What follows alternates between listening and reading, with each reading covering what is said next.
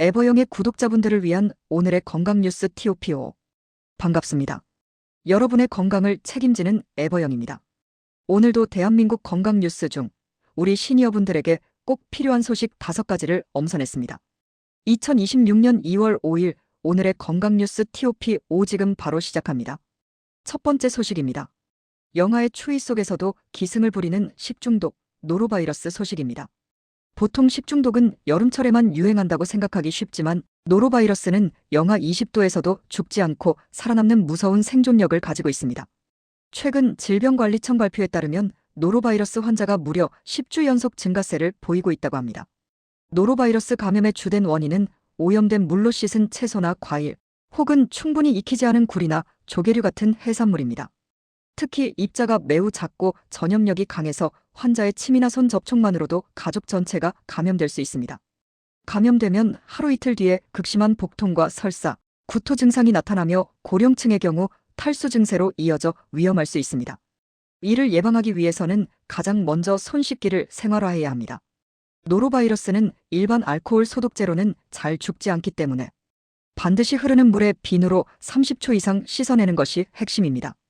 또한 물은 반드시 끓여 드시고 겨울철 별미인 굴이나 조개류는 중심 온도 85도 이상에서 1분 넘게 충분히 익혀서 드셔야 안전합니다. 주변에 감염자가 있다면 화장실 변기나 문손잡이를 소독제로 철저히 닦아 2차 감염을 막아야 합니다. 두 번째 소식은 남성분들이 특히 주목하셔야 할 내용입니다. 남성암의 지도가 바뀌었습니다.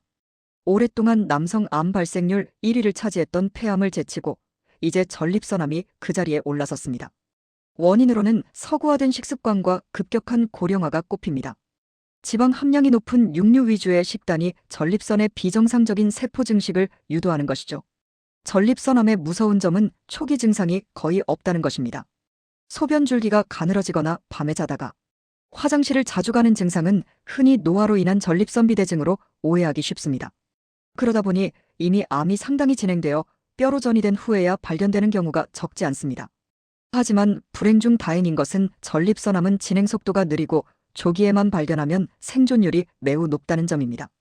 대처법은 명확합니다.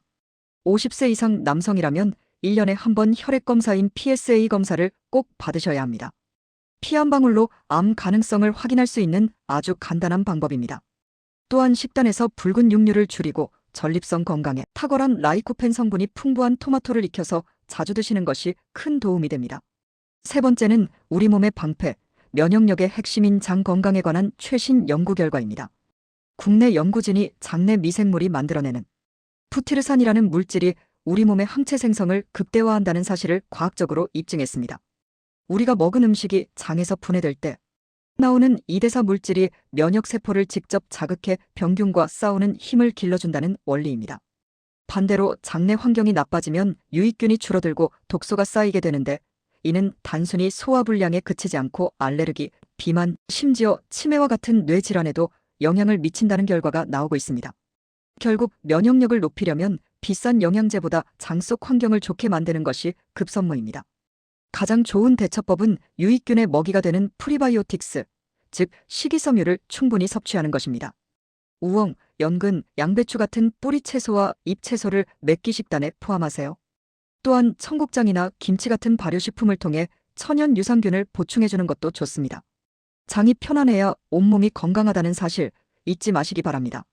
네 번째 소식은 우리가 매일 접하는 유튜브 건강정보에 대한 경고입니다. 최근 분석 결과에 따르면 유튜브에 올라온 의료정보 영상 중 상당수가 근거가 부족하거나 신뢰도가 낮은 것으로 나타났습니다. 원인은 단순합니다.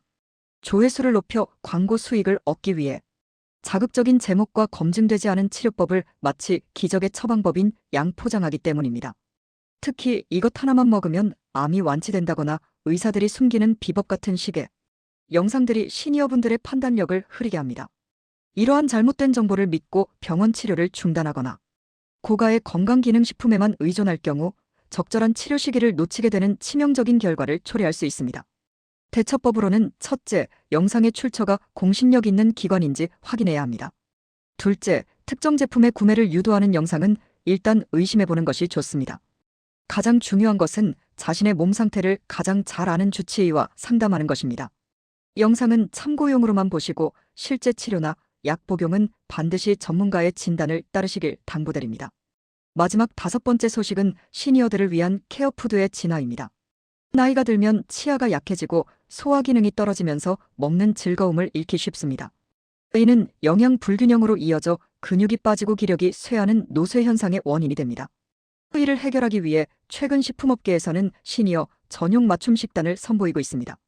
단순히 음식을 갈아서 부드럽게 만드는 단계를 넘어 단백질 함량을 획기적으로 높이고 나트륨은 줄이면서 맛은 살린 과학적인 식단입니다.